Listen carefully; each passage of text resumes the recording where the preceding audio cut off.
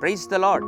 యేసుక్రీస్తు దివ్యనామంలో ఉదయకాల సమయంలో కార్యక్రమం వీక్షించుచున్న మీ అందరికీ నా హృదయపూర్వక వందనాలు తెలియజేస్తున్నాను. దేవుడు మనకెన్నో మేళ్ళు ఉపకారాలు చేశారు.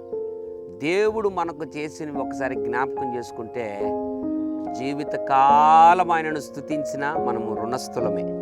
మన రుణం అట్లుండాల్సిందే.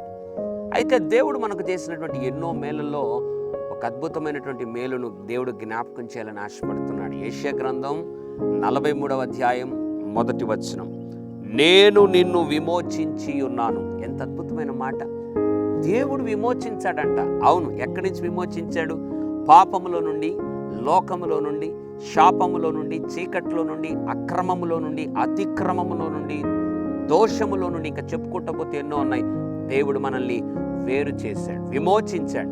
ఆయన ఒకవేళ మనల్ని విమోచించకపోయింటే, ఆయన రక్తంతో మనల్ని కడగకపోయింటే పరలోక రాజ్యం ప్రాప్తించేది కాదు, పరలోకానికి చేరేవారం కాదు, దేవుని బిడ్డలకి లోకంలో జీవించేవారం కాదు, శాంతి సమాధానాలు అనుభవించేవారం కాదు. ఇంకా పాపంలోనే ఉండి భయంకరమైనటువంటి నరకానికి, మనము అగ్నికి గురైపోయేవారం. అయితే దేవుడు మనల్ని విమోచించాడు.